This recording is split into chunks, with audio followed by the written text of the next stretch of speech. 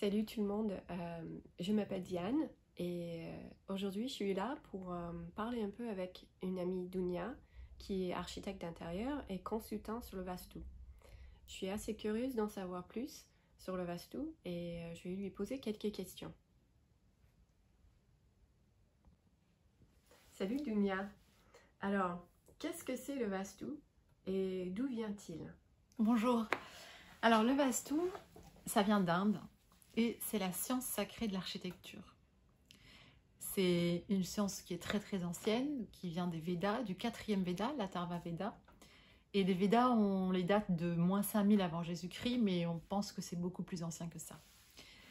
Donc voilà, c'est une science qui s'intéresse à l'architecture des lieux, des bâtiments, sacrés ou profanes, et qui a servi de guide aux constructions des temples ou des maisons, voire des villes aussi. Il y a des recommandations sur les villes, en particulier en Inde, mais on retrouve ces règles partout dans le monde, dans tous les lieux sacrés à travers la planète.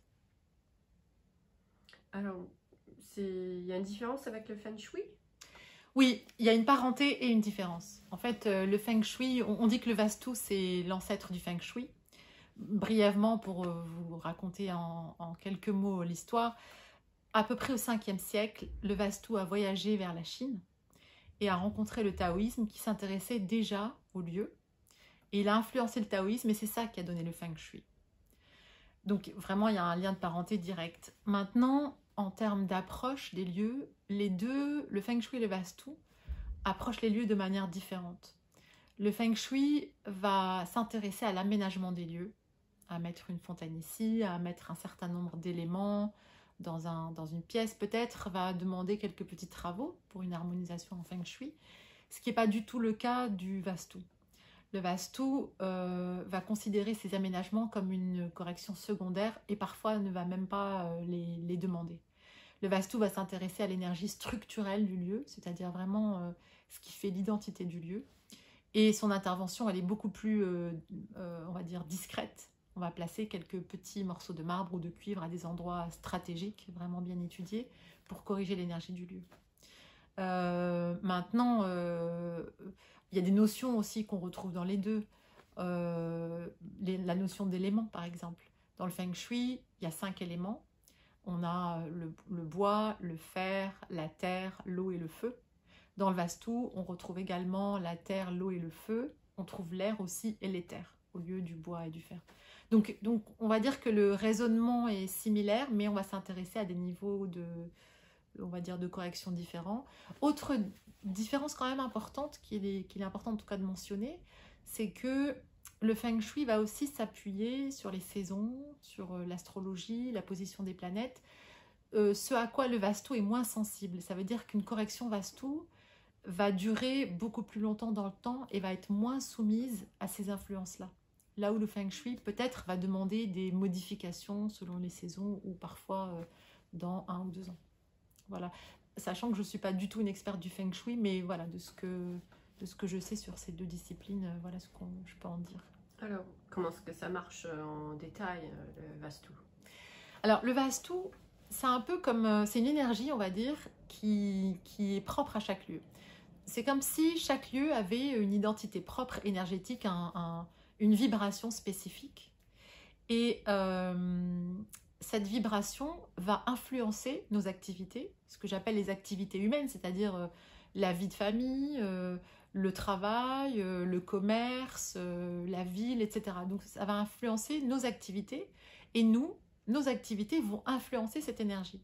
Donc c'est un lieu en fait où se rencontrent deux énergies différentes et qui vont mutuellement s'influencer. Typiquement, par exemple, ça vous est certainement déjà arrivé, vous entrez dans un lieu et vous ne vous sentez pas bien, vous avez envie d'en sortir tout de suite. Typiquement, vous avez ressenti l'énergie du lieu, c'est l'énergie du Vastu du lieu. À l'inverse, il y a des endroits où vous entrez, vous êtes très bien, même si vous ne connaissez personne, même si c'est un lieu que vous n'avez jamais fréquenté. Donc c'est ça qui est à l'œuvre. Quand vous avez ce ressenti-là, c'est cette énergie-là que vous ressentez. Donc, chaque lieu a son énergie propre à lui. Exactement, c'est comme une limite, comme une carte d'identité. C'est une vibration qui est spécifique au lieu. Et donc, c'est pour ça qu'on fait appel au Vastu. Exactement, parce que cette énergie-là, elle peut vous être plus ou moins favorable. Il y a des endroits, les endroits par exemple où on ne se sent pas bien, ben, si vous habitez dans un endroit où vous ne vous sentez pas bien, ça ne va pas favoriser ni votre santé, le premier impact c'est sur la santé, ni vos projets, ni vos relations avec vos proches, ni même votre relation au monde. Donc mon but en tant que consultant Vastu, quand j'interviens dans un lieu, c'est de faire en sorte que l'énergie qui est en place dans le lieu où vous êtes, elle vous soit favorable.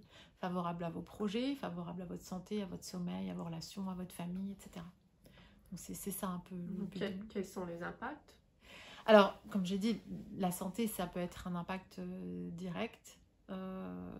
Donc souvent, si on a un souci particulier, il y a des maisons, pour être plus précis, il y a des maisons qu'on appelle maisons cancer, où on a vu des gens développer des maladies ou même des cancers assez rapidement parce qu'il y a des éléments géologiques, ou parce que l'énergie de la maison est toxique, hein, c'est des lieux toxiques, il n'y a pas d'autre mot. Donc ça peut se corriger dans certains cas. Le sommeil est un autre élément où l'influence du Vastu, enfin l'impact du Vastu est très très visible et parfois immédiat en fait. Ça a un impact sur les projets. Par exemple, moi dans mes projets d'archi d'intérieur, un Vastu peut tout de suite débloquer un projet et ça arrive que par exemple on dépose 2-3 permis de construire, on n'a pas de réponse, ou le projet n'avance pas, on fait un Vastu et paf, les choses démarrent. Donc ça peut être ça, ou ça peut être des projets juste personnels, vous avez envie de développer ceci ou cela dans votre vie. Ça a un impact sur les relations au sein de la famille, par exemple des enfants turbulents, parce que leur chambre est située à un endroit spécifique dans la maison qui fait qu'ils sont plus turbulents que d'autres, etc. Par rapport au commerce, parce que bien sûr le Vastu se pratique aussi sur les lieux professionnels, les commerces, les lieux industriels, les hôtels, etc. Ça peut avoir un impact sur l'affluence de vos clients, sur le fait qu'ils se sentent bien quand vous les accueillez chez vous ou pas, sur les relations entre collègues, sur la gestion des affaires, jusque sur la rotation des stocks par exemple. Donc ça peut aller assez loin en fait, comme correction et comme discipline. Les effets d'une intervention Vastu sont-ils immédiats? Oui, parfois ils peuvent être très immédiats. Moi, il m'est arrivé de faire des corrections où, par exemple, typiquement, les personnes ont retrouvé le sommeil la nuit suivante, alors que ça faisait 10 ans qu'ils faisaient des insomnies quotidiennes. Donc il y a vraiment un véritable impact et rapide et immédiat. Une chose cependant, il faut garder un certain niveau de bon sens. Tout ne va pas se changer du jour au lendemain grâce au Vastu. Le Vastu est une énergie qui respecte également ce que la personne a à vivre. Il faut tenir compte également de la physiologie de l'individu. On ne fait pas un Vastu et tout d'un coup, tous vos problèmes de santé vont disparaître comme ça. C'est pas comme ça que ça marche. En revanche, un Vastu en correction va vous porter, c'est comme un peu une vague qui va vous aider dans qui vous êtes, dans vos projets, dans votre intention de vie. C'est plus comme ça qu'il faut le voir. Parfois, les effets sont spectaculaires et rapides parce que ça correspond à l'énergie que vous avez en ce moment. Parfois, il faut un peu plus de temps pour que l'énergie se mette en place et que le Vastu vous porte exactement là où vous voulez aller. Donc, c'est très important d'avoir ça en tête et de pas rêver au-delà de ce que la réalité propose avec le Vastu. Okay. Tu as parlé tout à l'heure d'objets que tu peux placer dans un lieu pour aider l'énergie. C'est quoi ces objets? Alors, on place, je vais vous montrer, on place des morceaux de cuivre, comme ça, ou de marbre, qui sont deux matériaux qui ont des propriétés très intéressantes et très puissantes, notamment le marbre qu'on utilise est très puissant, donc il faut le manier avec beaucoup de savoir-faire et de prudence. Et le cuivre, lui typiquement, il permet par exemple de booster l'énergie ou de la freiner en fonction de là où on la place et de la manière dont on le pose. Donc vous voyez, c'est quand même assez discret, c'est pas très invasif, hein. Voilà. On va pas redécorer votre maison. Et je vois qu'il y a des mandalais chez vous. Oui, alors les mandalas, je vais en parler dans une seconde. Je vais vous expliquer comment se passe une intervention Vastu. Ça va vous permettre de mieux comprendre comment sont utilisés et les marbres, les cuivres et surtout les mandalas. Bon, déjà, une intervention Vastu, elle va se faire en 2 temps. Il y a un temps qui va se faire en amont de mon intervention physique sur les lieux, où je vais étudier les plans pour regarder la cardinalité du bâtiment, ou de l'appartement, ou de la maison, peu importe, en tout cas du bâti que j'ai à étudier, regarder sa forme, ses proportions, son environnement, parce qu'on peut être aussi, par exemple si on habite à côté d'un cimetière, voilà, c'est forcément, ça a une influence sur l'énergie du lieu. Donc je vais regarder tous ces éléments, et c'est une analyse, on va dire, rationnelle. Donc il y a des règles très précises, bon, il y a de la géométrie dedans, il y a tout un tas de paramètres, on va dire, intellectuels, rationnels à étudier. Et à partir de là, je vais poser un premier diagnostic. Puis je vais me connecter subtilement, on va dire, ou psychiquement au lieu, pour essayer de comprendre l'énergie du lieu. Et puis la deuxième partie de mon intervention va se faire sur place. Et c'est là où je vais placer ces éléments de marbre ou de cuivre. Et on va agir, la correction se passe à 3 niveaux. Il y a un premier niveau de correction qui est harmoniser l'énergie intrinsèque du lieu dont je vais parler tout à l'heure, c'est-à-dire qui fait l'identité d'un lieu. Il y a un deuxième élément qu'on travaille, c'est l'élément géobiologique qui concerne tout ce qui se passe dans le sous-sol, qui concerne la géographie de la planète Terre. Donc typiquement les lignes Hartmann, les réseaux Curie, les failles, les cheminées telluriques, les veines d'eau, etc., qui peuvent avoir une influence sur le lieu. Et puis, troisième élément, qui est les mémoires acquises. Comme je disais tout à l'heure, le lieu nous influence, mais nous, on influence le lieu.